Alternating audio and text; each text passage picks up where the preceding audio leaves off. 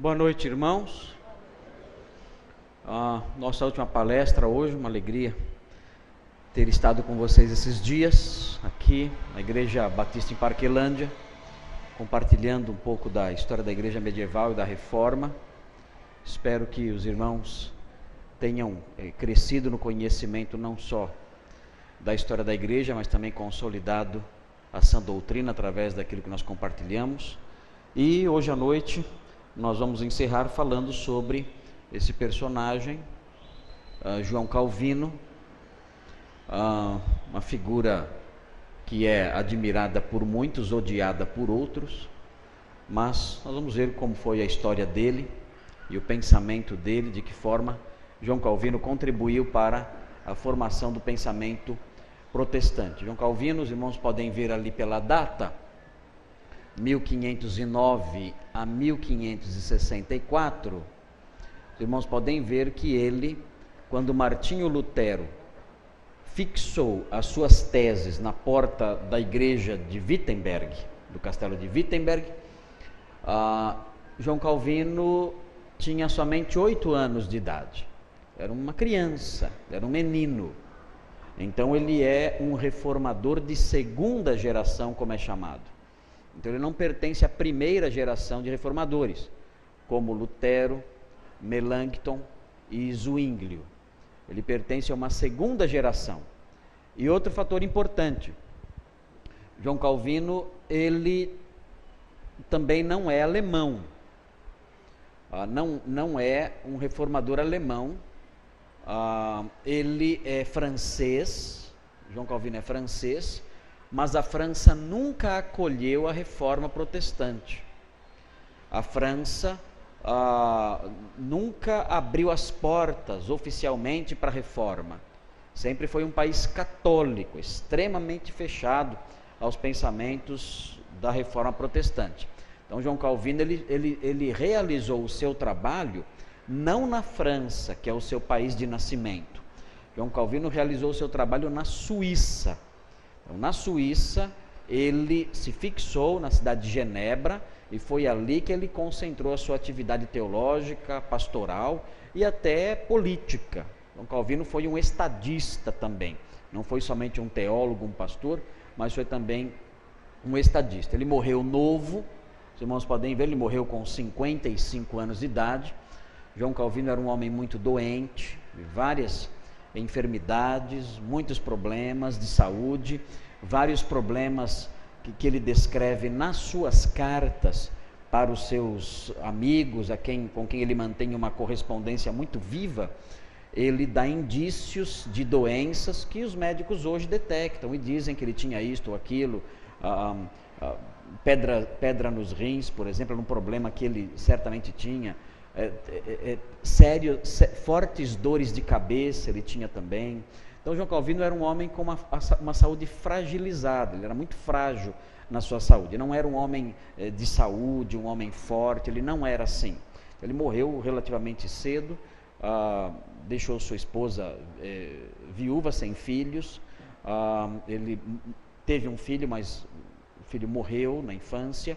Então Calvino não deixou descendentes. A sua herança são os seus escritos e o impacto que ele trouxe sobre toda a teologia protestante. A igreja presbiteriana é uma igreja fortemente influenciada pelo pensamento calvinista. As igrejas batistas, a princípio, eram igrejas fortemente calvinistas, porque elas saíram do movimento puritano. E o movimento puritano, ele tem a sua fonte no anglicanismo, na igreja anglicana, mas ele vai além do anglicanismo. O anglicanismo representa uma reforma institucional. O anglicanismo apenas fez uma mudança na igreja no aspecto institucional, rompendo com Roma e colocando na igreja um outro papa. Outro papa, o arcebispo de Canterbury, que era um joguete apenas nas mãos do rei Henrique VIII. A igreja anglicana era isso, e alguns teólogos da igreja inglesa, eles não se contentaram com a reforma anglicana. dizendo que essa reforma, a reforma anglicana, era uma reforma muito limitada, limitada somente à instituição. Então eles queriam uma reforma também na teologia da Igreja da Inglaterra. E onde foi que eles buscaram elementos para reformar a teologia da Igreja da Inglaterra? Eles encontraram no pensamento de João Calvino.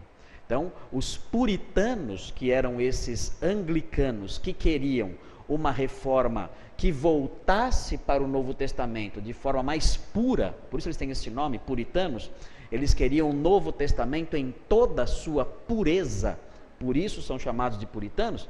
Esses cristãos anglicanos, com essa inclinação, eles buscaram na teologia de João Calvino, encontraram na teologia de João Calvino a melhor expressão do ensinamento neotestamentário.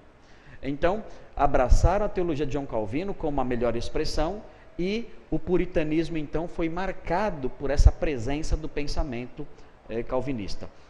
As igrejas, a igreja congregacional vem do movimento puritano, a igreja batista vem do movimento puritano também, não só do movimento puritano, mas também do movimento puritano, e a igreja presbiteriana também nasce a partir do movimento puritano. Então são denominações históricas que temos hoje. Nós pertencemos à Igreja Batista, a maior parte dos irmãos aqui pertence à Igreja Batista. Nós todos temos uma conexão histórica, nós temos uma dívida histórica com o pensamento de João Calvino. Os batistas no começo existiam dois tipos de batistas, os batistas gerais e os batistas particulares. Os batistas particulares eram batistas extremamente calvinistas, os batistas gerais eram mais moderados.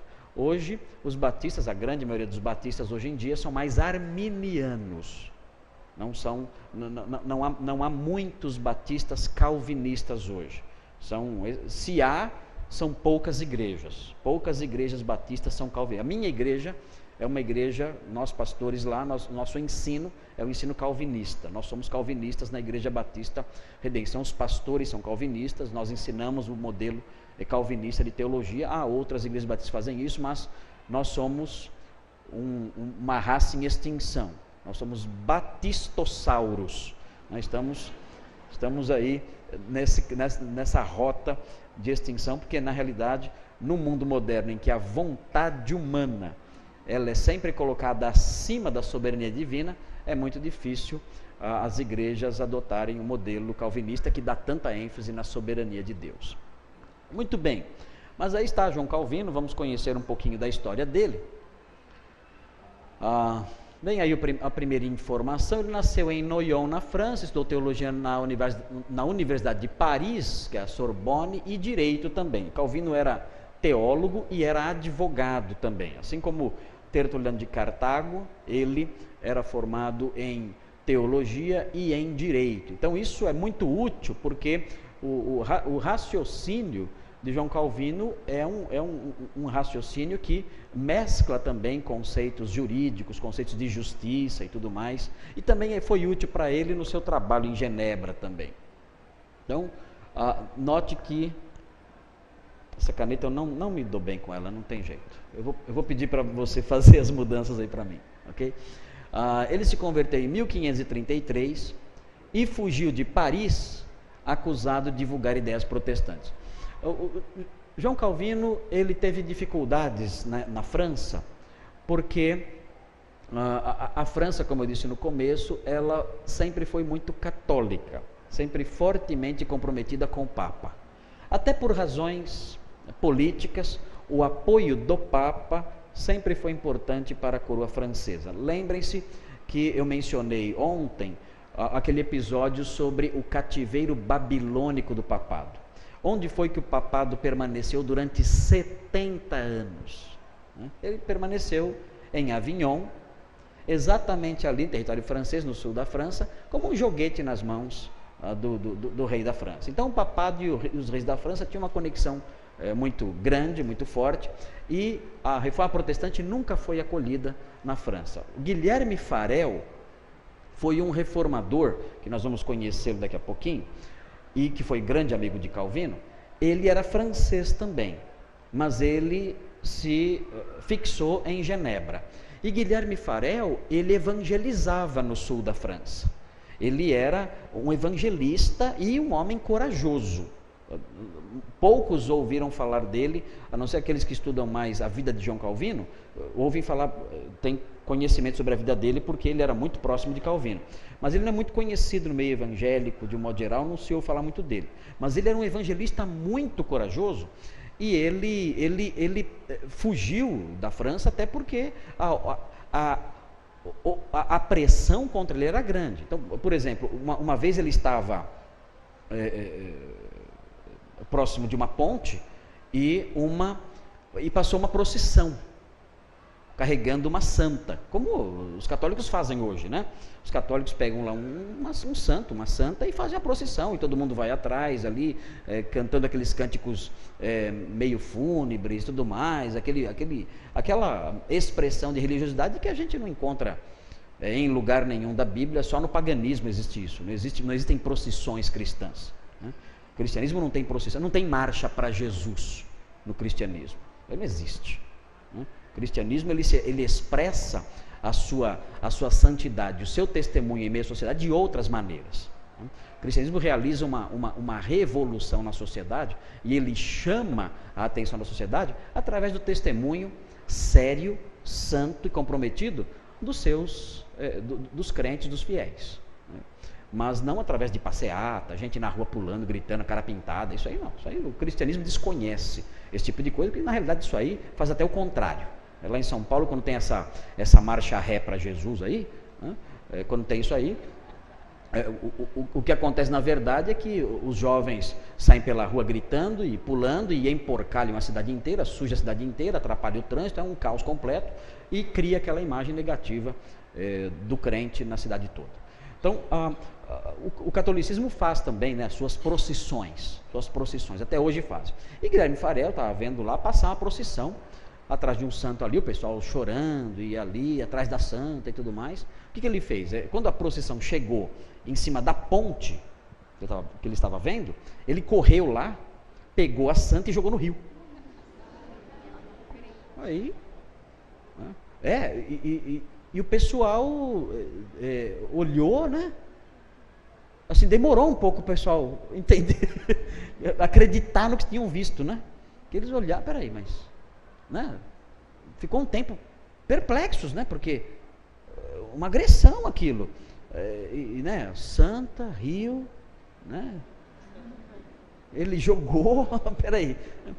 Quando viram isso, partiram para cima dele, bateram nele, prenderam, ele ficou preso, aí conseguiu escapar depois, foi embora e foi para Genebra, né? Ficou lá na Suíça lá. Mas Guilherme Farel era assim, era um evangelista ousado, pregava ali o evangelho e tudo mais, um homem corajoso, e Calvino depois se destaca mais do que ele até, no zelo que ele tinha, no zelo reformador, mas Guilherme Farel era muito sério, mas a França nunca acolheu.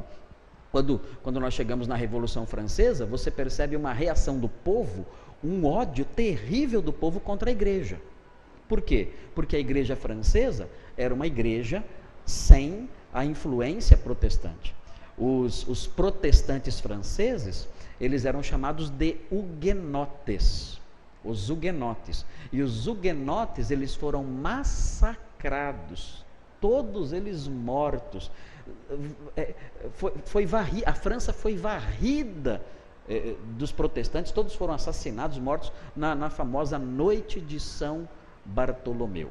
Então a França não teve essa influência protestante, e quando chegou a Revolução Francesa, o povo tinha raiva do clero, porque a igreja que o povo conhecia era uma igreja corrupta, uma igreja corrompida, de frades que eram vagabundos, bêbados, exploradores, de padres exploradores, corrompidos, imorais. Então, essa era a igreja que o povo conhecia. Então a Revolução Francesa foi uma reação contra a monarquia que explorava o povo e a igreja que explorava o povo também. Então houve aquela grande revolução em 1789, morreram muitas pessoas. Por quê? Porque não houve uma influência protestante na França. E até hoje é assim. Quem vai na França hoje percebe. A França é um país espiritualmente morto, né? Individualista, um povo individualista, e Paris é uma cidade que você respira imoralidade. Paris é uma cidade que a imoralidade está no ar. É uma cidade suja em todos os aspectos. aspectos morais e em outros aspectos também. Então, por quê? A falta de uma presença protestante na França.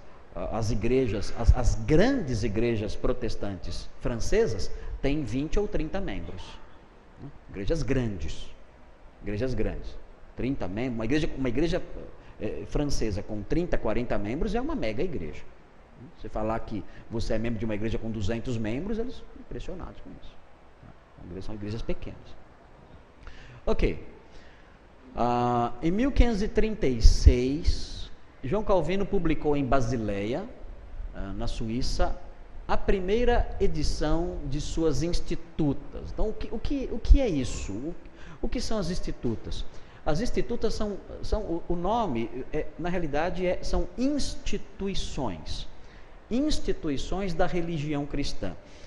As Institutas você pode adquirir em qualquer livraria evangélica, você compra. Hoje há pelo menos 3 ou 4 edições diferentes delas de editoras diferentes, você pode adquirir. Hoje em dia elas têm 4 volumes. Hoje em dia está no formato final delas, de 4 volumes. João Calvino, no começo, quando ele escreveu, era um volume só.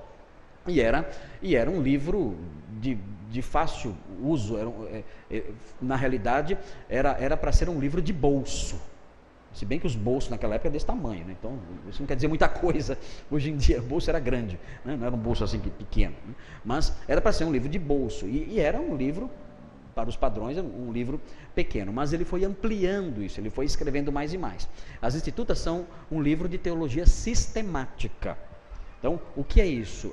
João Calvino, ele sistematiza a teologia, ele pega os temas teológicos e ele expõe esses temas teológicos, vários temas teológicos, a doutrina da revelação, a doutrina da salvação, a doutrina da igreja, a doutrina relacionada à vida cristã, a igreja e o Estado, enfim, ele pega vários temas da teologia e ele expõe de forma sistemática, com subtítulos. E ele fundamenta os seus ensinamentos na Escritura através do trabalho de exegese, de hermenêutica. Ele pega o versículo e ele explica o versículo, comenta o versículo, e a pessoa então entende por que ele expõe daquela forma o seu pensamento. Ele fundamenta na Escritura, nas línguas originais e também nos escritos dos pais da igreja, os seus ensinamentos. Então as Institutas são uma aula extraordinária para quem quer estudar teologia. Quem ler as Institutas vai aprender muito, muito. É uma leitura longa. Você tem que comprar os 4 livros e tem que ler devagar. Não adianta querer ler no ônibus. Não, tem que se deter sobre elas. Se dedicar à leitura, caneta na mão, fazendo observações, a Bíblia ao lado, para assimilar o que João Calvino ensina ali. E realmente é uma leitura que produz muito conhecimento. Quem fizer isso, se ler as Institutas em 1 ano, 2 anos, que seja, vai aprender muita coisa. É um livro realmente rico em teologia, né? E nós temos aí à disposição em português, tem uma versão do professor Valdir Luz, desse tradutor, professor Valdir Luz, mas é uma tradução muito difícil. Ele fez uma tradução com português muito difícil de compreender. As frases são muito complexas. Você tem que ler uma frase 2 ou 3 vezes para entender a frase. É muito difícil.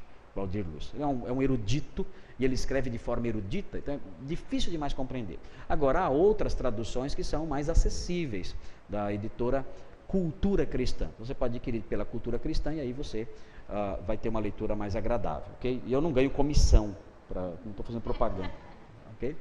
Ok, no próximo item aí, olha o que aconteceu com João Calvino, né? Quando ele estava indo para Estrasburgo, né? na França, Estrasburgo, ele estava indo para lá. E por que estava indo para lá? Porque João Calvino sempre foi um homem muito tranquilo, nunca foi um homem dado à vida agitada, né? Ele, solteiro, ele não tinha pretensões de se casar, não tinha essas pretensões. João Calvino era um intelectual, um homem de livros, e ele queria estudar. É isso que ele queria fazer. Ele não queria se envolver em brigas, em debates, não. Ele queria só estudar, só isso. E ele estava indo para Estrasburgo para fazer o quê? Ele estava indo para Estrasburgo só para estudar. É o tipo do teólogo que não quer ser pastor. Ele quer ser teólogo. Ah, não, eu vou ser pastor na igreja, aquele monte de problema, né? O pessoal vem, tem que ir lá resolver conflito, que a dona Maria brigou com a dona Joana, né? E o casal está quebrando pau, está brigando, tem que ir lá, quer separar, tem que ir lá. Eu não quero nada disso. Né? O que eu quero é estudar a palavra de Deus, só isso. Quero estudar teologia. João Calvino era assim, ele não queria ser um pastor, ele não queria ser um polemista, ele queria isolamento. Ele queria ir para Estrasburgo para se isolar e ficar estudando lá. Mas o que aconteceu? Ele se deu mal nessa sua expectativa, ele acabou se dando mal, porque ele não esperava o que ia acontecer. Quando ele estava indo para Estrasburgo, ele teve que se desviar por causa por razões de guerra. Ele teve que fazer um outro caminho e ele foi parar em Genebra, na Suíça, nesse desvio que ele fez por causa das tropas que estavam fechando a passagem dele para Estrasburgo. Então ele fez um desvio e ele foi para Genebra, onde ele encontrou Guilherme Farel. Olha onde estava o Farel que eu falei que jogava santa no Rio, né? Guilherme estava lá em Genebra e a cidade estava acolhendo a reforma protestante e repudiando o catolicismo. Quando Farel soube que Calvino estava na cidade, Farel foi procurá-lo e disse para ele: olha, eu preciso de você aqui. Ele precisava de Calvino porque ele sabia que Calvino era o autor das Institutas. As Institutas já eram conhecidas. Então Farel se aproximou dele dizendo: olha, eu preciso que você fique aqui em Genebra e me ajude a implantar a reforma em Genebra. Eu preciso de alguém como você, um mestre como você, um homem inteligente como você, um homem capaz como você, para me ajudar nessa tarefa. E Calvino disse: não quero saber disso, não quero me envolver com nada disso. O que eu quero é ir para Estrasburgo e ficar tranquilo lá. Eu não quero problemas, não quero agitações, não quero percalços, nada. Eu quero só estudar. E Farel, no seu jeitão de um homem insistente, um homem que, pelo episódio que eu contei, né, de jogar santa no Rio, já dá para ter uma ideia de que era um homem de convicções, né? Ele insistiu muito, e Calvino disse não. Então, num dado momento do diálogo dos dois, o Guilherme Farel se levantou da cadeira onde estava e apontou o dedo para Calvino e disse assim: Deus amaldiçoe a paz que você procura para estudar, porque diante de uma causa tão nobre e tão necessária, você se recusa a prestar ajuda. Ele disse isso para Calvino. Quando ele disse isso para Calvino, ele amaldiçoou, né, a paz que ele queria. Deus amaldiçoe essa paz, porque a igreja de Deus precisa do seu socorro, o povo de Deus precisa do seu socorro, o reino de Deus precisa, e você só pensa em você. Você só quer o seu sossego, você coloca o seu sossego acima dos interesses do reino. Então Deus amaldiçoe essa paz, que essa paz seja um inferno para você. Quando ele falou desse jeito com João Calvino, aí Calvino caiu em si. Meu Deus, o que eu estou fazendo? Ficou apavorado, porque era verdade, era isso mesmo. Havia uma necessidade da igreja de Deus, do reino de Deus, da causa de Cristo, e ele queria ficar só no cantinho dele, sem se envolver. É como acontece, muitos crentes são assim. Muitos crentes, a igreja está passando por problemas, está passando por necessidades, grandes desafios, o próprio Espírito Santo dirigindo a igreja em várias direções, em vários rumos, e a igreja lutando para implementar esses seus projetos, esses seus alvos, esses seus rumos, os irmãos envolvidos, os irmãos trabalhando, e alguns falam: não, alguns nem ligam, estão buscando seus interesses pessoais. Muitos crentes são assim como Calvino era. E a palavra de Farel serve para essa turma aí. Deus amaldiçoe a paz que vocês procuram. que o reino de Deus precisa de você e você só pensa em si, pensa em si mesmo. Deus amaldiçoe essa paz aí. Né? No caso de Calvino, a admoestação pegou. Ele então não foi embora, ficou em Genebra. Olha só, que mudança de planos, né? Queria ir para Estrasburgo? Não, ficou em Genebra e ali ele ajudou Farel a implantar a reforma naquela cidade. Ok. Calvino era um homem extremamente severo. Calvino, em Genebra, ele implantou um Estado protestante, reformado lá. Quem não fosse na igreja era preso. Domingo, tem culto, você não foi? Cadeia. Já pensou? Cadeia. Não tinha conversa. Ele não admitia mendicância. Mendigar na rua? Nem pensava. Negativo. Ele pôs ordem na cidade de tal maneira, com tal rigor, que muitas pessoas começaram a ter raiva dele. E tendo raiva dele, porque uma cidade inteira ali, ele estrangeiro, muita gente tinha nascido lá em Genebra, era gente do lugar, ele, um estrangeiro, chegou e impôs ali a sua autoridade, ele e Farel, né, com o apoio dos políticos, do conselho da cidade, com o apoio deles, ele impôs ali essas normas, exigia que o comportamento das pessoas fosse assim e assim, e as pessoas tinham raiva dele. Dizem até que os cachorros da cidade, todos se chamavam Calvino. Era o nome dos cachorros da cidade. Né? Então ele andava na rua e ele escutava, Calvino, era o cachorro da cidade. Né? Era o cachorro de alguém lá que tinha o nome de Calvino. Porque ele despertou rancores. E nesse despertar de rancores, chegou um momento que a situação se tornou insustentável. Né? Extremamente rigoroso.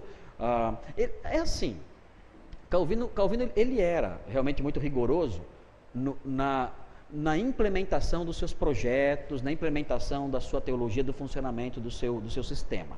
Muito rigoroso. Mas ele era uma figura muito sensível e dócil no âmbito mais individual, no âmbito mais fechado, no lar dele, na casa dele. Uma pessoa diferente do que ele era na realização dos seus trabalhos, como a gente vai ver depois aí. Okay?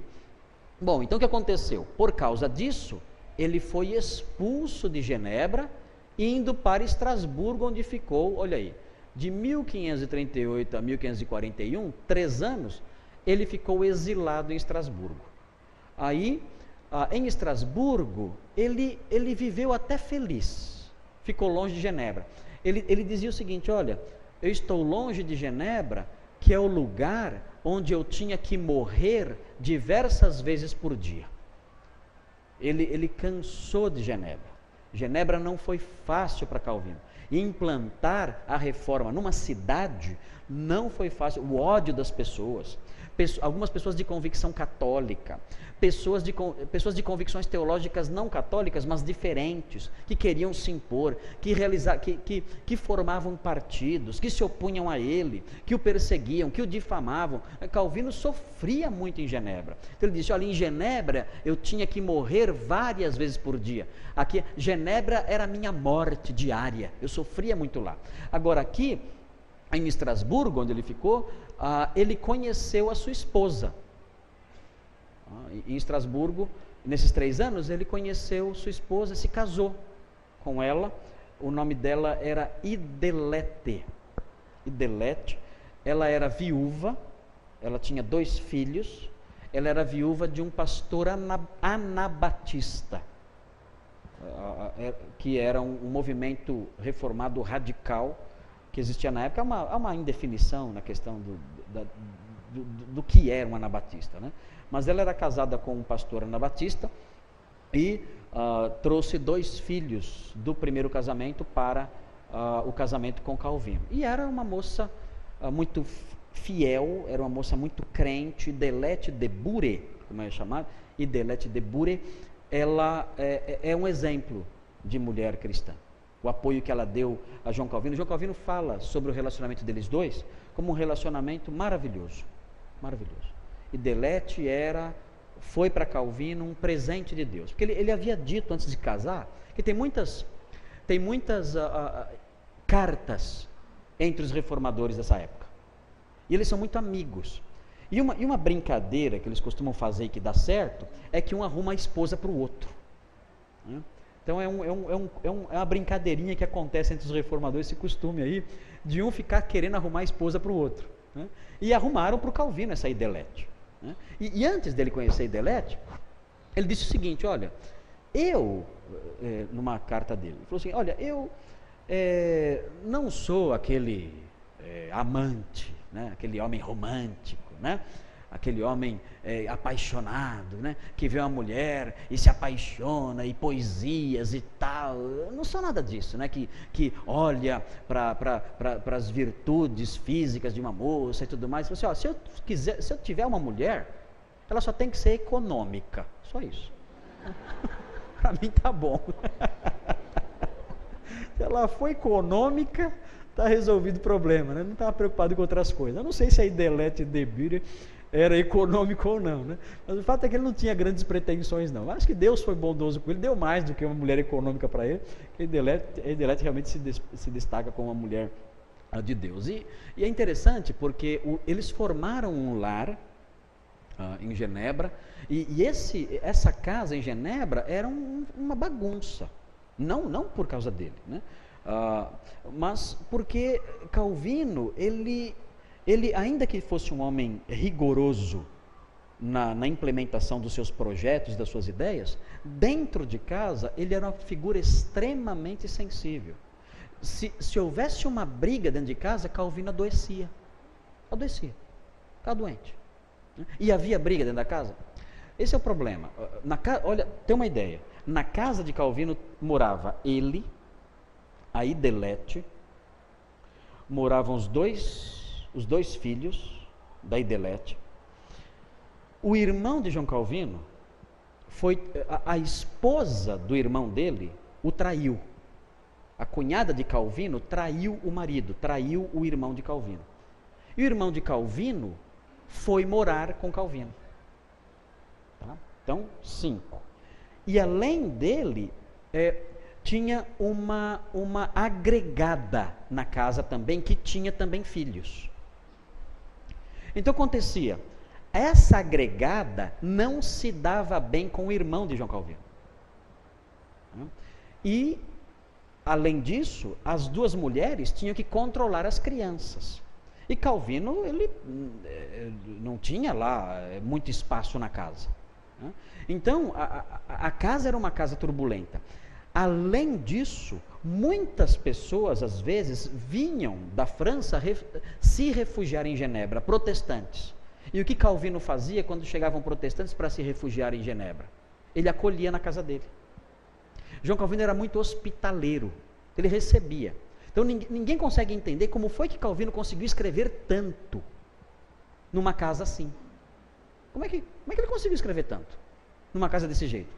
A criançada se matando, né? A Idelete tentando... Os historiadores imaginam que as mulheres eram mágicas, né?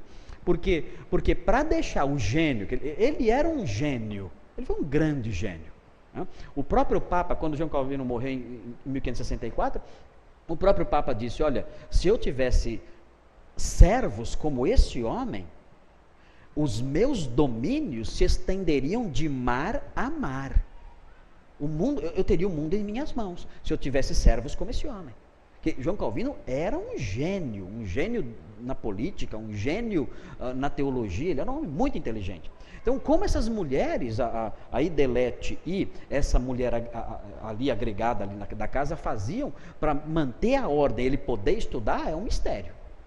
Tá? É um mistério, não dá para saber, né? E Calvino, ele adoecia eventualmente em virtude dos conflitos que havia na casa.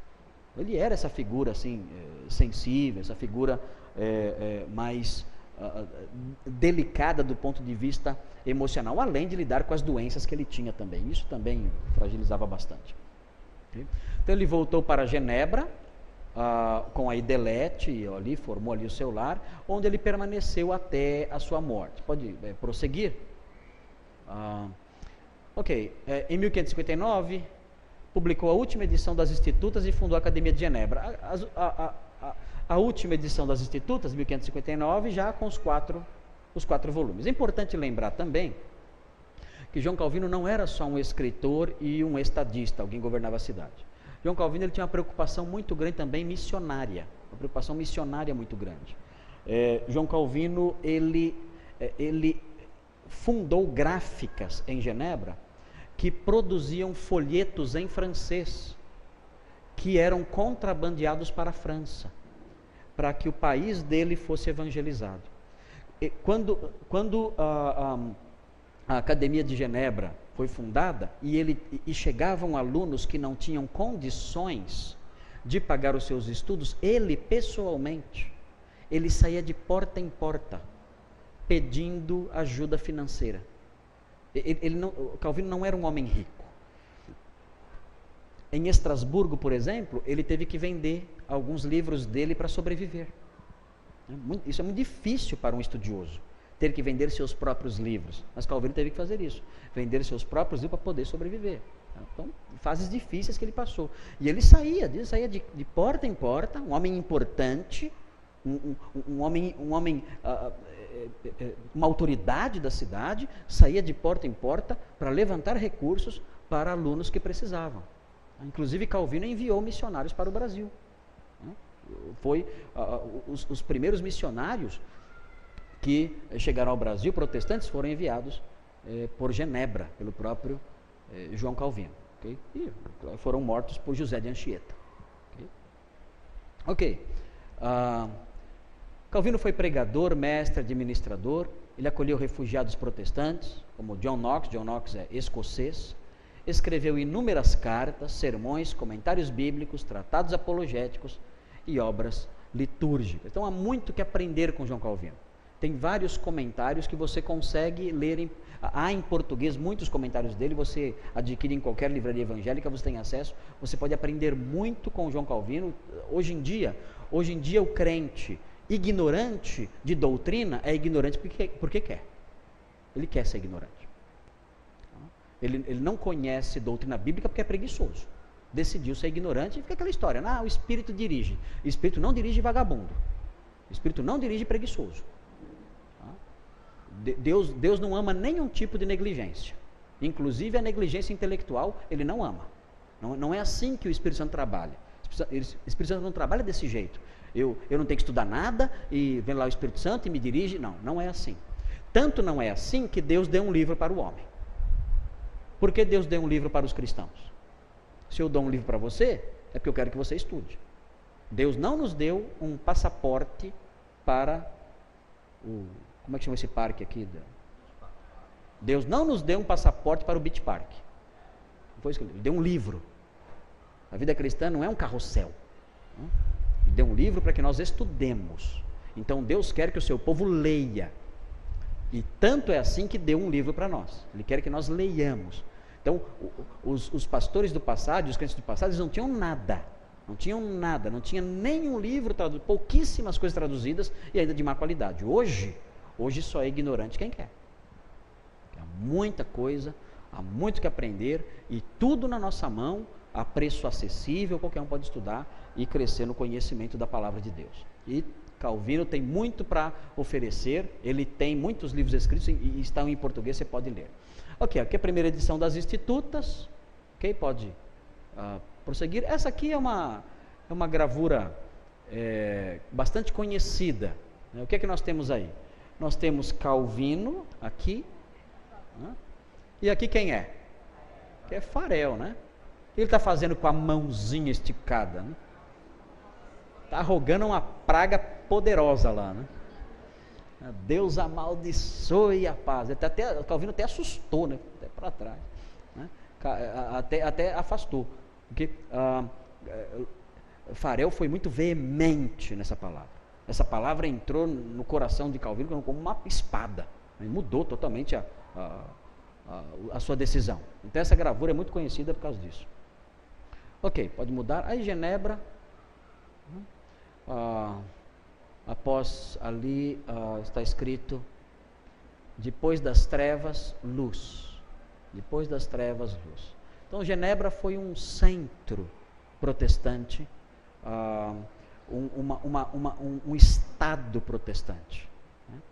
Então, um exemplo, na realidade, do que a palavra de Deus pode fazer, né, numa cidade, se ela for usada, inclusive na política. Né? Havia rigor? Havia rigor, claro. Calvino, ele realizou alguns excessos, né, mas na cidade havia ordem, tanto que expulsaram Calvino de Genebra. Nós vimos lá, 1538. Mas chamaram de volta. Chamaram de volta. Né? Ruim com ele, pior sem ele. Né? Traz de volta porque a cidade sem ele não tem condição. Né? Então é muito bonito ver esse impacto da reforma sobre o Estado, né? Sobre Genebra. Ok, sequência. Olha aí Delette de Bure, com quem Calvino se casou em Estrasburgo. Guilherme Farel que fez o casamento. Né? Ele que foi o pastor que fez a união. E Guilherme Farel escreveu dizendo que ela era até bonitinha. Né? E ela é mesmo, né? O rostinho dela é bonitinho. Né? É uma mulher jovem e simpática. Né? Calvino viveu com ela anos muito doces, né? com a sua esposa. Mas ela faleceu, né? Calvino ficou sozinho. Ela faleceu. Foi uma grande dor para Calvino a morte de Delette. Ok. Aí os pastores de Genebra, pode mudar. A última edição das Institutas, 1539, mudar. É interessante isso aí, são caricaturas de Calvino feitas por um aluno. Então dá para ter uma ideia mais ou menos aí de qual era a aparência dele, né? A partir dessas caricaturas. Os alunos que não estudam, eles não prestam atenção na aula, eles ficam fazendo caricatura do professor. Né? Então eu dou aula de teologia já há muitos anos, e eu tenho várias caricaturas minhas, depois no final do ano eles criam coragem e me dão. Né? Pastor, isso aqui é um desenho que eu fiz de você. Né? E tem umas que são parecidas mesmo. Né? Foi através de uma delas que eu vi que eu estava gordo. Né? Eu falei, nossa, sou eu esse aqui, estou gordo. Né? É você. Né? Eu tenho algumas guardadas lá. Os alunos de teologia costumam fazer isso. Não querem prestar atenção, acabam fazendo essas coisas aí. Ok. Então, muito importante aqui, eu quero compartilhar com vocês, aqui nessa última parte, o pensamento de João Calvino. Porque aqui é algo relacionado bastante à nossa edificação, ao nosso crescimento espiritual, entender o pensamento de João Calvino, compreender o que ele ensinou e a relevância disso para a nossa vida, a vida cristã, a vida com Deus. Por que o pensamento de Calvino é tão importante para a vida com Deus? Então veja aí o primeiro item que aparece. Primeiro, a revelação geral. O que é a revelação geral? É a revelação de Deus na natureza. O modo como Deus se revelou na criação. A revelação geral, por causa do pecado, é insuficiente. Calvino fala, olha, a revelação geral é boa e clara, mas o pecado que há no homem não permite que o homem adore a Deus através da revelação geral. Quando o homem tem contato com a revelação geral, em vez dele adorar o Criador, sabe o que ele faz? Ele adora a criatura. Onde Calvino aprendeu isso? Calvino aprendeu isso em Romanos capítulo 1. Né? E ele fala o seguinte, daí a necessidade da inspiração bíblica e da encarnação. Nós precisamos, ele fala, nós precisamos de uma revelação mais específica, porque a revelação geral ela é insuficiente para quebrantar nosso coração.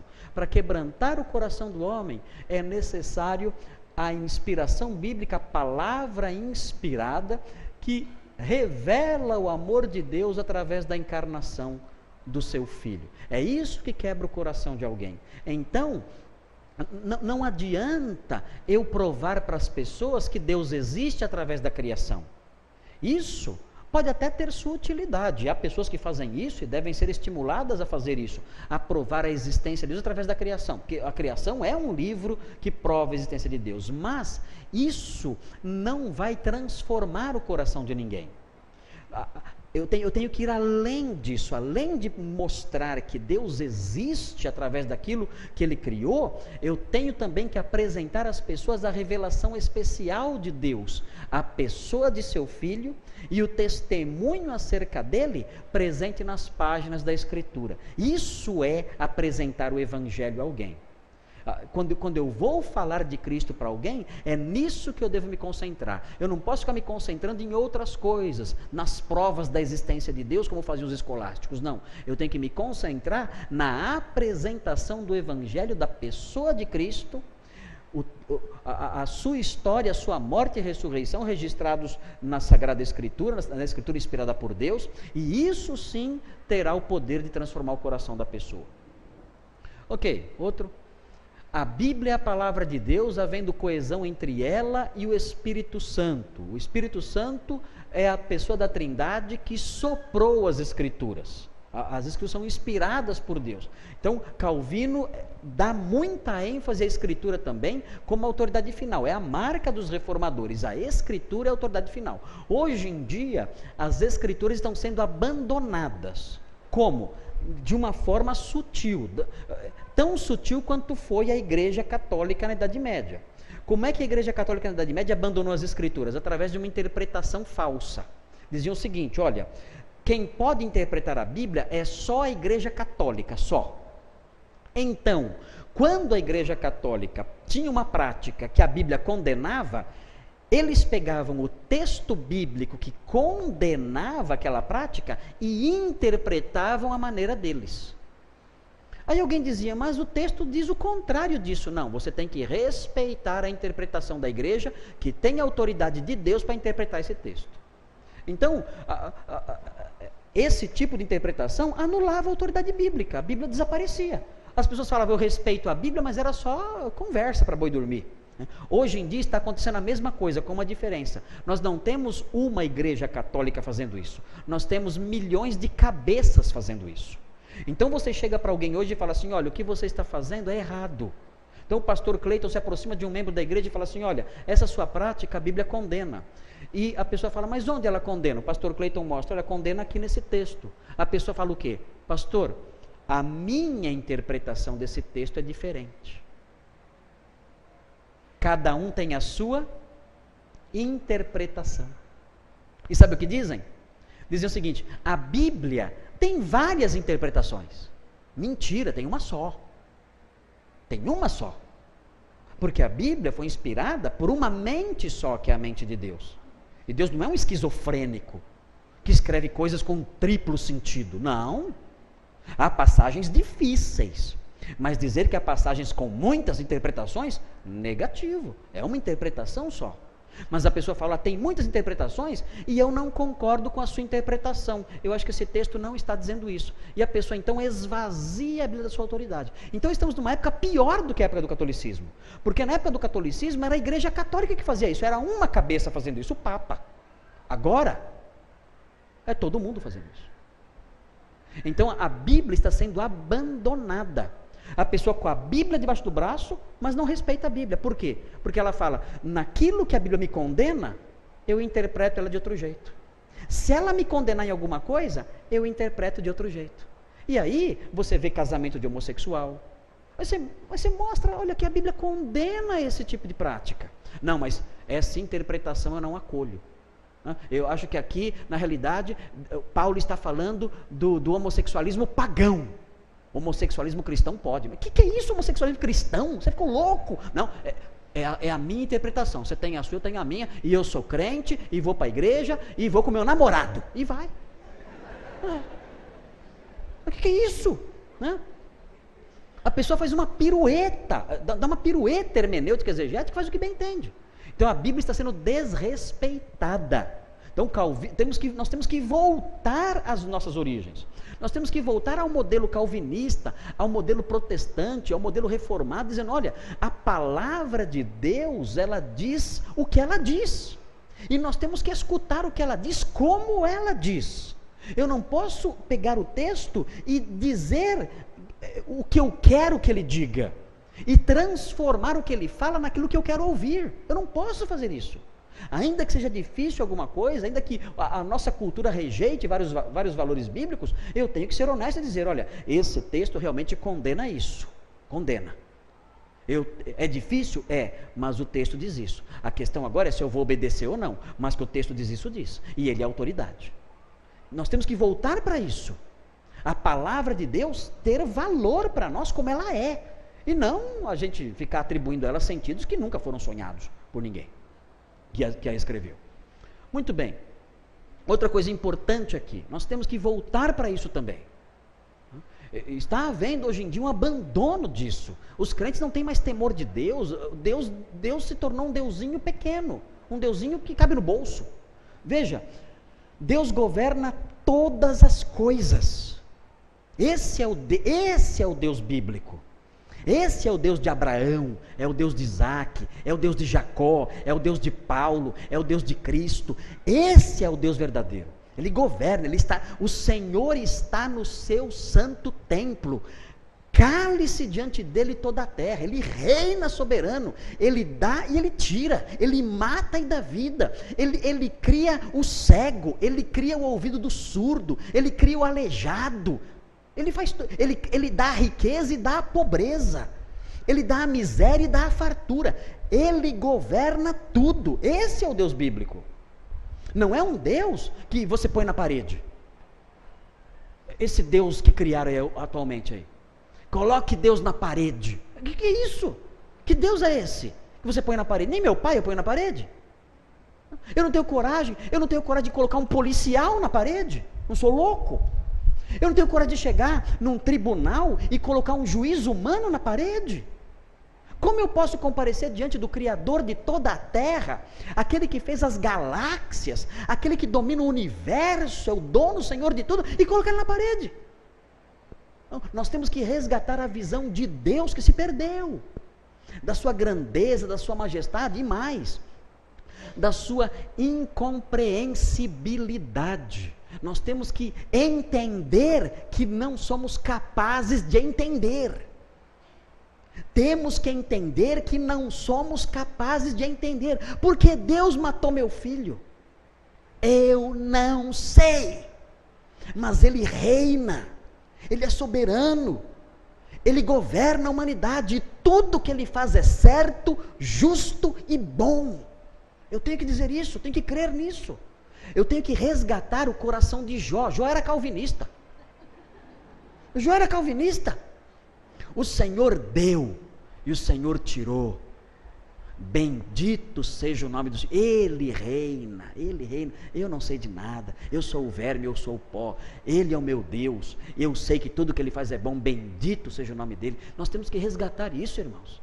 Eu não sei quem aqui costuma assistir programa de neopentecostal, esse bando de ladrão que está na televisão aí, eu não sei quem faz isso, mas olha, fujam desses homens, fujam dessa gente, que prega esse deusinho que você põe na parede. Há pastores que ensinam que você não deve mais orar, você deve determinar. Então eu virei Deus, eu determino. Sabe o que acontece? Deus olha para mim e Ele fala assim: filho meu que está na terra, santificado seja o seu nome, seja feita a sua vontade. É Deus que ora a oração do filho nosso. Inverteu. A oração diz o contrário. Pai nosso que estás nos céus, o seu nome é santificado. Venha o teu reino, esse reino é ruim, venha o teu. E seja feita a tua vontade na terra e no céu. A tua vontade é santa, pura, justa e boa. E ela deve ser feita, eu não a entendo, mas ela deve ser feita. Nós temos que resgatar essa ideia de um Deus que governa todas as coisas realizando o que decretou na eternidade. O seu decreto não muda, o seu decreto é santo, o seu decreto é imutável, e é imutável porque é perfeito. Se ele mudar, ou ele melhora ou ele piora, e ele não pode melhorar porque é perfeito, e não pode piorar porque não há como tocar num decreto santo, perfeito, imutável, porque nasceu na mente de Deus, ele não pode piorar. Sua providência está por trás de todos os eventos. Ele pode usar causas secundárias para realizar seu plano, mas ele os realiza. Deus fará toda a sua vontade, toda. Tudo que acontece no mundo, um fio de cabelo que cai por causa do seu domínio e do seu controle. Se ele não quiser, o fio de cabelo não cai.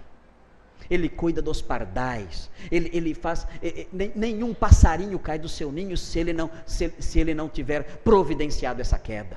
Deus controla tudo, e eu não consigo entender isso, mas é essa imensidão, essa insondabilidade de Deus que eu tenho que aprender.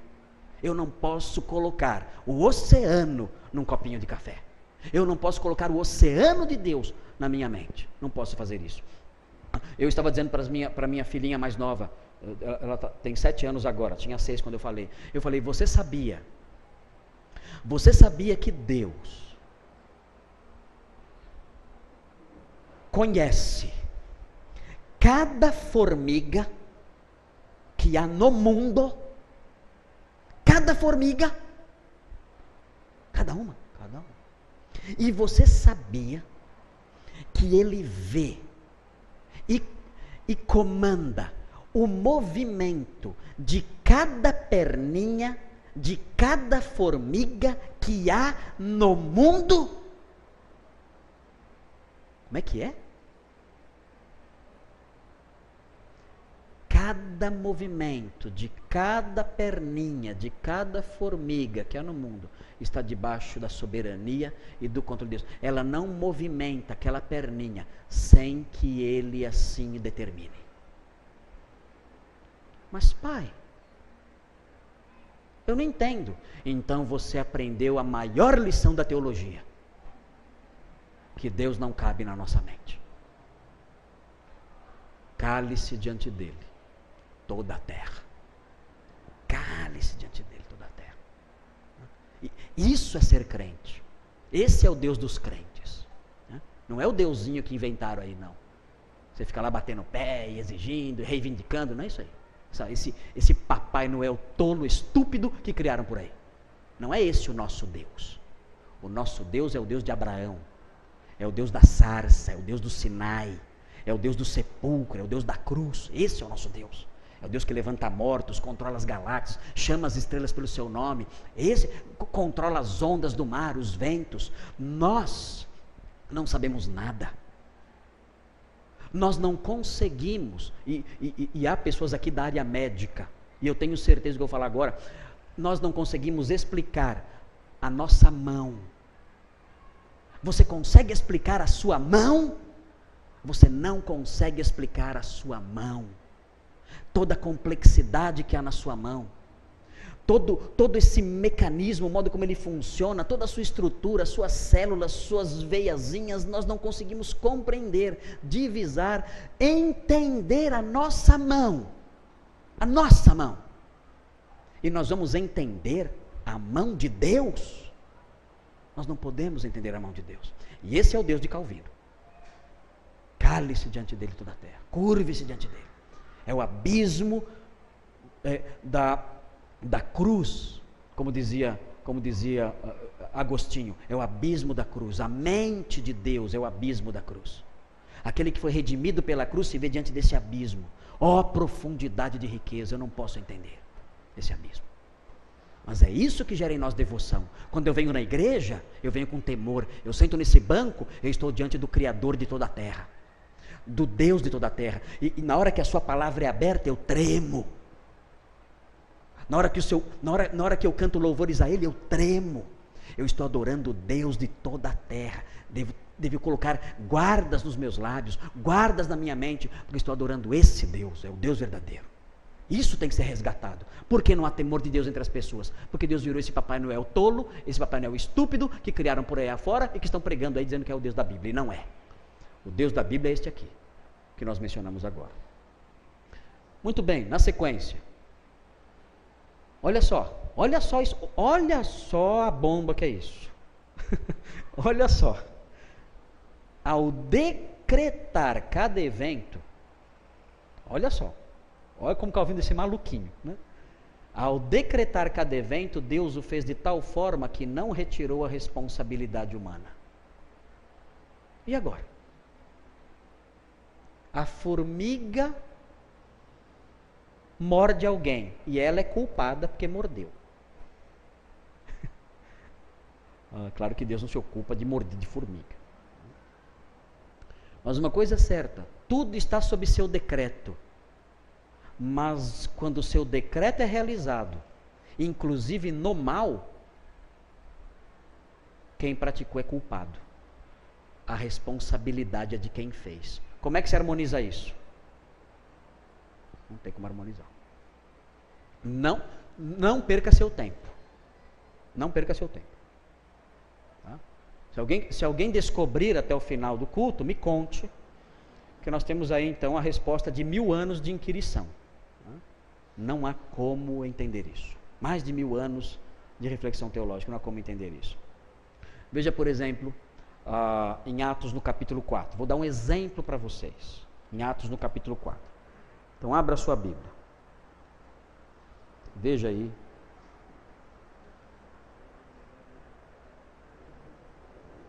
Veja um exemplo disso.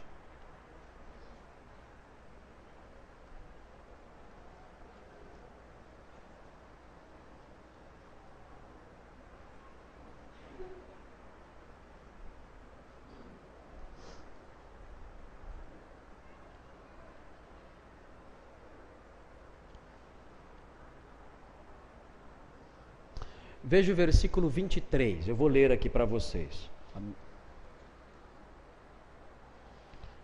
Quando foram soltos, desculpe, versículo 23, do capítulo 4, Atos capítulo 4. Observem aqui, vejam aqui, como esse ensino de Calvino tem fundamento.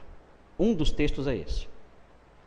Quando foram soltos, Pedro e João voltaram para os seus companheiros e contaram tudo o que os chefes dos sacerdotes e os líderes religiosos lhes tinham dito. Ouvindo isso, levantaram juntos a voz a Deus, dizendo: olha a oração dos cristãos agora. Eles leram as Institutas e falaram isso aqui. Ou foi o contrário?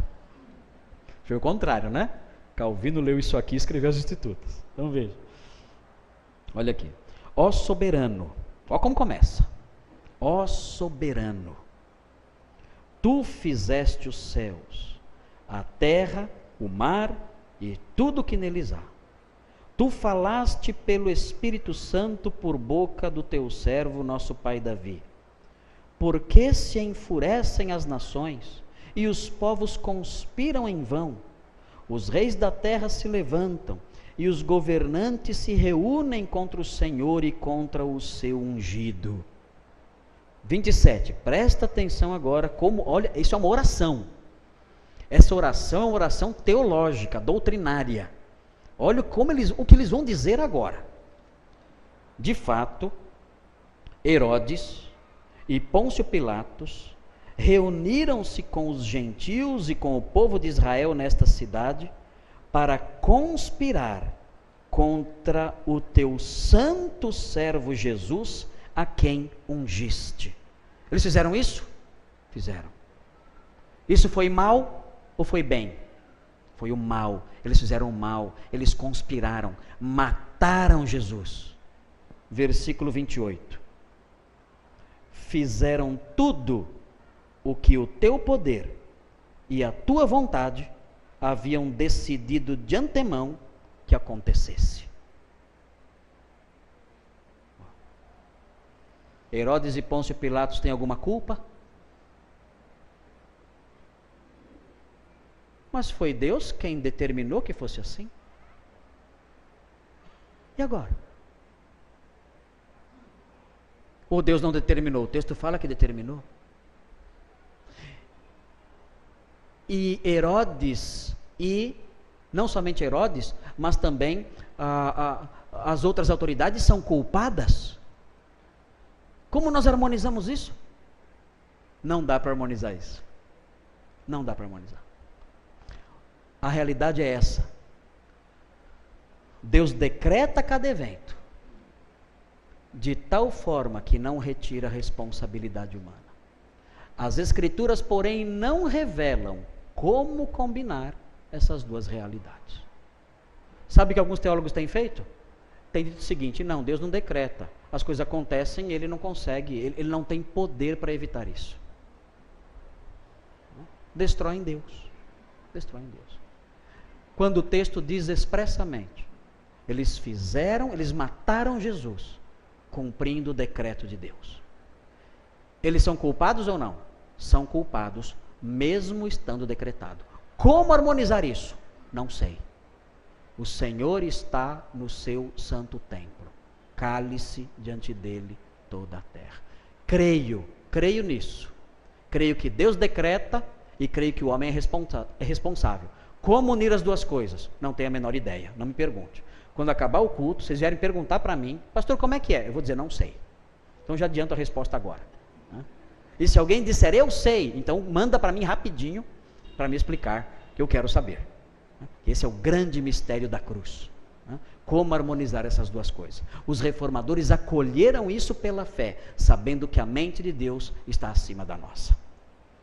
Muito bem, a imagem de Deus no homem está deformada, mas não apagada. O pecado no homem não consiste apenas de atos, mas também de uma natureza inclinada para o mal, que permeia totalmente a personalidade, a depravação total. Calvino fala o seguinte: olha, o homem, ele tem um coração tão pervertido, que se não houver uma atuação especial de Deus, ele não será transformado, porque ele é morto e cego. Adianta você levar um cego no museu? Alguém já levou um cego no museu? Vamos comigo no museu? Para quê? Uma exposição. Exposição aí de pinturas, eu convido um cego para ir lá. A pessoa que tem essa deficiência é incapaz de enxergar aquilo que está sendo mostrado para ela. Assim é a alma do homem é cega. Ele tem olhos, mas não pode ver. Ele não pode compreender. Romanos fala: não há quem entenda. É impossível o homem entender. Em Efésios, o apóstolo Paulo fala que nós estávamos mortos nos nossos delitos e pecados. Você já conversou com o morto? Tentou mostrar a condição dele para ele? Já se aproximou de um caixão e disse para um cadáver: olha, você está mal.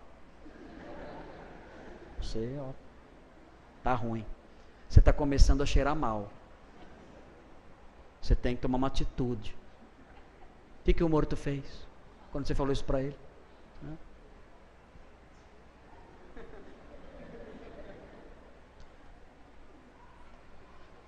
Você pode gritar quanto você quiser. Você tem que me ouvir. Você pode cantar um hino para ele. Vamos cantar um hino agora. Vem já, mortal. Não adianta. Pode cantar o hino. Vamos usar artifício. Na hora do sermão, nós vamos fazer alguns artifícios. O coro fica fazendo. Quem sabe? E o morto lá no banco. Não adianta. Se não houver a ação do Espírito Santo, sobrenatural, a ação vivificadora, você está falando com um cadáver. E isso deve mudar o nosso evangelismo. Eu não posso sair do meu evangelismo frustrado. A rejeição do evangelho é a reação esperada. Eu não posso falar: não vou parar de evangelizar, eu não tenho muito sucesso, Deus não me abençoa. Não pare. Quando você prega o evangelho e a pessoa não ouve, essa é a reação esperada. Por quê? Por causa da corrupção total, a depravação total. O homem é um cadáver. Se ele responder, se alegre. Se ele não responder, não estranhe. É assim que os cadáveres fazem. Eles não respondem mesmo. Não tem outro jeito. Só se houver um milagre. Então não desista. Continue apresentando sem desistir. Em algum momento, Deus falará ao coração, quebrantará o coração e dará vida. O apóstolo Paulo, quando ele descreve a conversão, ele fala: o Deus que disse das trevas resplandeça a luz, ele mesmo brilhou em nossos corações. O que significa isso? Das trevas resplandeça. Quando foi que Deus disse haja luz? Quando foi que ele disse isso? Quando? Na criação. Na criação Deus disse haja luz. É o que Paulo tem em mente quando ele fala das trevas resplandeça a luz. Está pensando em Gênesis 1. Haja luz, é a criação do nada. Deus disse haja luz e houve luz. Paulo fala, esse mesmo Deus, ele olhou para nós e ele viu o que? Trevas, escuridão, noite, tudo escuro. Ele disse haja luz? Não. Sabe o que ele fez? Paulo fala que ele mesmo brilhou no nosso coração. Amém. Ele não disse haja luz. Ele falou, eu serei a luz nesse coração. Eu mesmo serei. E ele foi lá e ele brilhou no coração. E espantou as trevas da ignorância, da morte e da cegueira. E nós pudemos ver a glória de Deus na face de Cristo. Porque ele realizou uma nova criação. Se alguém está em Cristo, é nova criação. Como começou outra criação? Haja luz. Como começa a segunda criação? Do mesmo jeito. Deus chega e ele mesmo brilha no nosso coração. Então, sem isso, não há mudança de vida. Muito bem. Outro fator importante. A cristologia de Calvino é ortodoxa. Olha só. Cristo é profeta, sacerdote e rei. Ele substituiu o homem nas penas que lhe eram devidas, tanto sua morte como sua vida. Tem efeito redentor. E há muito o que falar aqui. O tempo não permite falar sobre tudo aqui. Mas Calvino, ele traz essa figura de Cristo como profeta, sacerdote e rei. Cristo, para Calvino, é Deus homem. O sangue da cruz é o sangue do Deus encarnado. Deus morreu na cruz. Deus, feito homem, verteu seu sangue. Deus não tem sangue, mas Deus adquiriu sangue na encarnação. O nosso sangue, sangue humano, e verteu o seu sangue ali na cruz do Calvário. E esse Cristo, que é Deus e homem, ele é profeta porque ele anuncia o que Deus quer. Ele é sacerdote porque abre caminho para o trono de Deus e é mediador entre Deus e os homens. E ele é rei porque reina agora e reinará para sempre.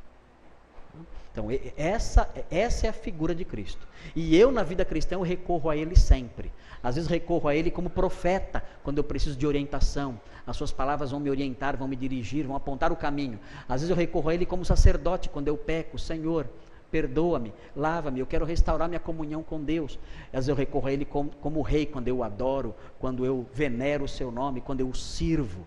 Mas eu devo me relacionar com ele nessa posição tríplice que ele ocupa. Eu devo lembrar, ele é profeta, ele é sacerdote, ele é rei. Isso muda tudo para nós. Tudo. Mas eu estou preparando minhas aulas lá em casa. Uma vez a minha filhinha chegou assim para mim, ela viu o dia inteiro lá preparando as aulas, né, fazendo esses slides. Ela falou assim para mim: pai, por que você fica aí o dia inteiro fazendo isso para os seus alunos? Você fica o dia inteiro fazendo isso para os seus alunos? Minha filhinha do meio, ela, como qualquer criança dessa idade, gosta mais de brincar do que de estudar, né? Então ela falou: por que você fica aí o dia inteiro fazendo isso para os seus alunos? Eu disse a ela assim: quem disse? Quem falou para você que eu estou fazendo isso para os meus alunos? Eu não estou fazendo isso para os meus alunos. Eu tenho um rei. Eu estou fazendo isso para ele, para o meu rei. Eu estou a serviço dele. Ele é o Senhor da minha vida. Eu quero tudo que eu quero fazer, eu quero fazer para ele, para a glória dele, para a honra dele, para o reino dele. É a razão da minha vida. Eu quero morrer fazendo isso. Eu quero morrer servindo o meu rei. Eu quero chegar diante dele um dia. Eu quero me prostrar. Você pensa que eu quero ficar a eternidade tocando harpa? Eu não quero, não. Eu quero ficar na eternidade andando nas ruas de ouro? Eu não quero. Não estou nem aí com a rua de ouro, não vai dar para vender mesmo. Não estou muito aí com ruas de ouro. É bom, deve ser lindo, mas eu não estou muito aí com ruas de ouro. Eu estou lá muito preocupado com a coroa, ter estrelinha na coroa. Olha, não quero saber disso. Acho ótimo isso.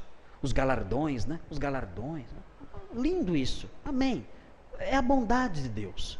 Né? Mas o que eu quero é chegar diante do meu rei, do soberano de toda a terra, daquele que tem as mãos furadas por mim, aquele que foi perfurado por mim, o meu Senhor, o leão de Judá, o grande Redentor, o que venceu a morte. Eu quero chegar diante dele, eu quero passar a eternidade prostrado. É isso, eu quero que séculos e séculos e milhões de anos, eu quero estar prostrado diante dele, dizendo: Senhor, eu te adoro, o Senhor é o meu rei para sempre. É isso que eu quero fazer a eternidade toda, é isso. Não quero passear na rua de ouro, não. Quero me prostrar diante dele. Então, essa visão de Cristo deve produzir essas coisas em nós. Meus irmãos, nosso cristianismo é muito mesquinho. Nós pensamos só em nossas coisas. Nós só pensamos em ter um carro melhor. Nós só pensamos em ter uma roupa melhor, uma casa melhor, e coisas, e bens, e a vida passa. Quando nós fomos comprados por um preço sem tamanho para servir o Rei do Universo. A nossa vida tem que mudar. Nossos alvos têm que mudar. Nós temos que ter uma vida cristocentrada, né? Servindo a Cristo com o seu povo. Não é uma vida cristocentrada isolada. Não. Uma vida cristocentrada servindo a Deus com o povo que ele comprou. A ovelha no aprisco. A ovelha no aprisco, com o povo de Deus, seguindo o bom pastor. É assim que tem que ser a nossa vida. Né? E isso nós aprendemos nos grandes homens de Deus do passado. E outro item que vem aí, aqui. Né? Pastor, estou passando um pouquinho aí do nosso tempo, que é muito, eu fico muito tocado pela verdade bíblica. Eu sou muito sensível a essas coisas. Acho muito lindo isso. Né? Eu sofro quando eu vejo a igreja de Deus nessa situação emporcalhada com tanto lixo que jogaram em cima dela. Deus livra a sua igreja de tanto lixo. Deus livra a sua igreja dos homens maus, dos falsos mestres, da lixarada, das porcarias que lançaram nela. Livra a sua igreja disso. Então, traz de volta. Né? Traz de volta o fulgor da sua palavra. Né? Traz de volta o sopro do seu Espírito que faz o coração arder. Né? Quando os discípulos de Emaús caminhavam ao lado do Mestre, né? E ele ia falando, quando ele se ausentou e perceberam que era ele, disseram: porventura não nos ardia o coração enquanto ele nos expunha as Escrituras? Senhor, faz o coração do seu povo arder diante da Escritura. Desperta o seu povo, vivifica a sua igreja com a sua palavra, com a noção correta de quem o Senhor é, com a noção correta de quem é a pessoa de Jesus. Resgata essas coisas, livra a nossa mente de toda essa porcaria que os falsos mestres aí, através da mídia, lançaram na nossa cabeça. Purga a nossa mente e nosso coração de todo esse lixo, dessas doutrinas pútridas, podres. Livra-nos disso e dá-nos o pão puro da sua palavra. Serve diante de nós a mesa pura da sua verdade, para que dela nós nos alimentemos, para que nós comamos dela e nos saciemos dela e nos alegremos com a verdade, a sua verdade. Senhor, faça isso com a sua igreja, essa tem que ser a nossa oração. Olha aqui, que coisa maravilhosa isso aqui, que Calvino realçou bastante. A fé é um dom sobrenatural dado pelo Espírito, porque pela graça sois salvos, mediante a fé. E isto não vem de vós, é dom de Deus. Olhando firmemente para Jesus, o autor e consumador da fé. é aquele que a origina e aquele que a completa. A fé é dom de Deus, Ele concede a fé. Ele fala o seguinte: por ela os eleitos respondem positivamente ao Evangelho e são salvos. Jesus disse: ainda tenho outras ovelhas não deste aprisco. Eu tenho outras ovelhas espalhadas por aí. Vocês não são das minhas ovelhas. Eu tenho as minhas ovelhas espalhadas, que não estão aqui em Israel, não são deste aprisco. Elas ouvirão a minha voz, e elas me seguirão. E haverá um só rebanho e um só pastor. Eu conheço as minhas ovelhas e chamo cada uma pelo nome. E quando elas ouvirem a minha voz, elas virão. Não aconteceu assim com você? Não foi assim com você? Você se converteu? Que piada! Morto. Você ouviu uma voz, né? Você ouviu a voz de um pastor. Você não entendeu nada. Você não entendeu nada. Né? Mas aquela voz, aquele grito, rompeu a sua surdez. Aquela fragrância, né, fez você suspirar por ele. Aquele brilho afugentou sua cegueira. O seu toque incendiou você. Fez você arder no desejo dele. E você seguiu. C.S. Lewis fala, quando ele começou a estudar a palavra de Deus, ele era ateu. O ateu mais convicto de toda a Inglaterra.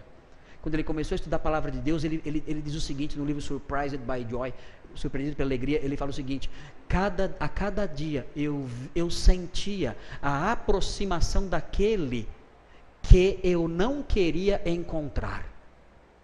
E toda noite ele se aproximava de mim no meu escritório. Toda noite ele se aproximava. Até que numa noite eu me vi de joelhos no meio do meu escritório, o ateu mais confuso de toda a Inglaterra, de joelhos, entregando a vida a Cristo. A voz do pastor. Bem, nós ouvimos essa voz um dia. Ele trabalhou no nosso coração com docilidade, respeitando o nosso jeito de ser. Ele nos chamou, foi nos conduzindo, foi trabalhando em nossa vida, né? E um dia nós nos rendemos aos seus pés, porque Ele falou a nós, nos concedeu isso. Ele não nos forçou, ninguém foi a Ele pela orelha, ninguém foi a Ele porque Ele catou e disse: vem, não, eu não quero, vem, não, nós fomos porque quisemos, e quisemos porque Ele se apresentou a nós, diante de nós, com uma docilidade tão grande que foi irresistível. Nós olhamos, vimos o bom pastor, ouvimos sua voz, e o que nós fizemos?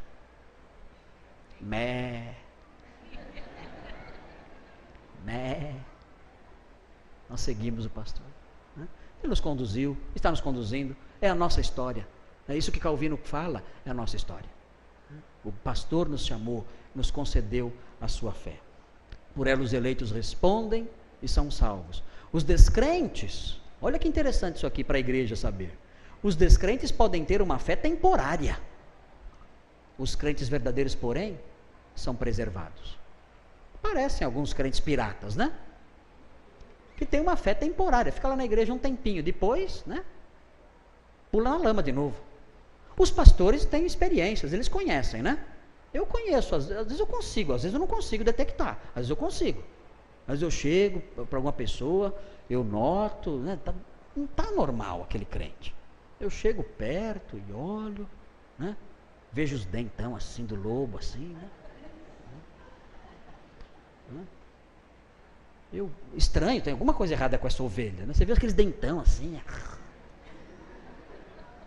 O que é isso? Ovelha não tem dentão assim pontudo, né? Ovelha não tem essas garras assim. Aí eu chego e falo assim, né? Falo assim: fala mé. Aí ele faz assim, ó. Tem coisa errada aí. Fala mé. Não consegue falar mé. Não consegue falar mé. Isso aí é lobo. Aí dá para perceber. Agora tem uns que são mais, né, difíceis da gente detectar. Alguns você fica meio assim, né? Mas tem. Aparecem, né, na igreja os lobos, né, que não conseguem falar mé. Né? Pastor prega, o mé não vem. Né? Não demonstra que é ovelha. Não há uma resposta ovelhística. Né? Não há. Né? Nunca o som que eles produzem é o som da ovelha. Nunca o som das suas vidas é o balido das ovelhas do Senhor. Nunca. Sempre é o grunhido do porco. Sempre é o rosnar do lobo. Sempre. Então, desconfia. Mas essas pessoas não vão permanecer. Elas sairão. Elas vão para a pocilga. Vão ficar na lama lá. As ovelhas serão preservadas. E se saírem, voltarão. Voltarão porque ouvirão a voz do pastor. A voz do bom pastor. E um dia estarão de novo em comunhão com os irmãos. Ok. Irmãos, há outras verdades aí, mas o nosso tempo não vai permitir que nós prossigamos. São 8h15 já. Né? Tem a predestinação absoluta e particular, a absoluta que depende da vontade de Deus. Tem várias coisas aí. E já falamos um pouquinho sobre essa eleição já. É uma doutrina extremamente controvertida e talvez uma outra oportunidade dê para falar bastante sobre isso aí. Mas a predestinação é uma realidade bíblica. Ela é uma realidade bíblica. A palavra predestinação está na Bíblia. O que acontece na atualidade é que há duas visões de predestinação. Os arminianos não negam a predestinação. Eles apenas dizem que a predestinação acontece porque Deus previu o futuro. Ele viu quem iria crer e escolheu. Qual é o problema disso? O problema é quem criou o futuro que Deus viu. Quem vocês acham que criou o futuro que Deus viu? É o próprio Deus. Então não faz sentido esse raciocínio. E mais, ele viu quem creria. Quem dá a fé? Deus. Então ele viu a quem ele daria a fé. Ou seja, não faz sentido essa predestinação com base na presciência. O fato é que Deus elegeu de acordo com a sua vontade, não de acordo com a sua presciência, mas de acordo com a sua vontade. E ela é particular, ela aplica-se a indivíduos e não a grupos. Há indivíduos predestinados e eles compõem o povo de Deus, a igreja. A igreja é a comunidade dos eleitos. Eu vou terminar, já que a escola Charles Spurgeon está aí prestes a ser fundada, né, e começando já aí, quase pronta para funcionar, eu vou terminar falando do Spurgeon. Esse tema cria revolta em algumas pessoas. Deus é injusto. Ele predestina alguns e outros não. Se você pensa isso veio na sua cabeça, o apóstolo Paulo quer falar com você, mas não este apóstolo Paulo que o pastor Cleiton inventou. O apóstolo Paulo quer falar com você, é o verdadeiro. Leia na sua casa Romanos capítulo 9. Porque Romanos capítulo 9, Paulo responde essa sua dúvida. Em Romanos capítulo 9 existe um interlocutor imaginário que fala com Paulo e dizendo o seguinte: de que se queixa ele ainda, se ninguém pode resistir à sua vontade? Se ele endurece quem quer e tem compaixão de quem quer, como é que ele pode condenar o mundo? Como é que ele pode se queixar da dureza do coração dos homens? O apóstolo Paulo responde, sabe como? Ele fala assim: quem és tu para discutires com Deus? Responde assim. Paulo não responde, manda ficar quieto. É um texto bíblico que sempre me causou frustração. Eu falo, agora Paulo vai responder, vai explicar, né? Vai explicar a predestinação. Paulo fala, quem és tu para discutir isso com Deus? Fica quieto, vai dormir. Não responde. Na melhor oportunidade, Deus não revelou isso para ele. Então tá bom.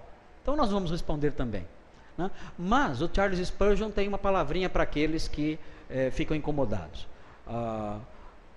Talvez alguém aqui diga assim, como é que eu posso saber se eu sou um predestinado?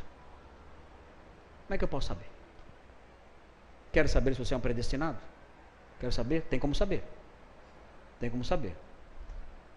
Você vem falar comigo, eu tenho uma revelação e eu revelo na hora para você. Eu cobro baratinho, R$10 por revelação. Se alguém disser isso para vocês, apedreja essa pessoa, né, que é um falso mestre. Né? Sabe como você pode saber se você é um predestinado? Vá para a sua casa hoje. Procure um lugar isolado na sua casa, seu quarto, qualquer lugar. Ajoelhe-se diante de Deus e diga o seguinte: Senhor Deus, eu reconheço a sua grandeza, a sua existência, a sua soberania, o seu poder, a sua graça. Eu reconheço. Hoje eu ouvi lá na igreja: o Senhor é Deus. E eu sei que eu sou um pecador. E como pecador que eu sou, preciso do seu perdão. Eu preciso que aquela justiça que o Senhor imputou a Lutero pela fé, que o Senhor imputou a Paulo pela fé, que o Senhor imputou a Agostinho pela fé, que o Senhor imputou a Calvino pela fé, eu quero pedir que o Senhor atribua essa justiça, a justiça de Cristo a mim, que os benefícios da morte de Jesus sejam atribuídos a mim. Eu imploro isso ao Senhor. Salva-me, perdoa-me, eu entrego a minha vida ao Senhor agora. Faça isso. Se você fizer isso, você é um predestinado. Pensa que é fácil? Tente. Vá. Tente. Se você for alguém que Deus escolheu, Ele dará a graça de você dizer isso a Ele com toda a sinceridade. E quando você disser isso a Ele, Ele vai abrir os seus braços e vai receber você. Porque Ele mesmo disse: aquele que vem a mim, de modo nenhum lançarei fora. E só pode fazer isso aqueles a quem o Pai conceder isso. Jesus disse: ninguém pode vir a mim se o Pai não o trouxer. Ninguém. Só se o Pai o trouxer, esse virá a mim. Se você fizer isso, é porque Deus tocou no seu coração e conduziu você nessa direção. Você é um predestinado. Parabéns. Irmãos, Pastor Cleiton, a palavra. Quero agradecer mais uma vez.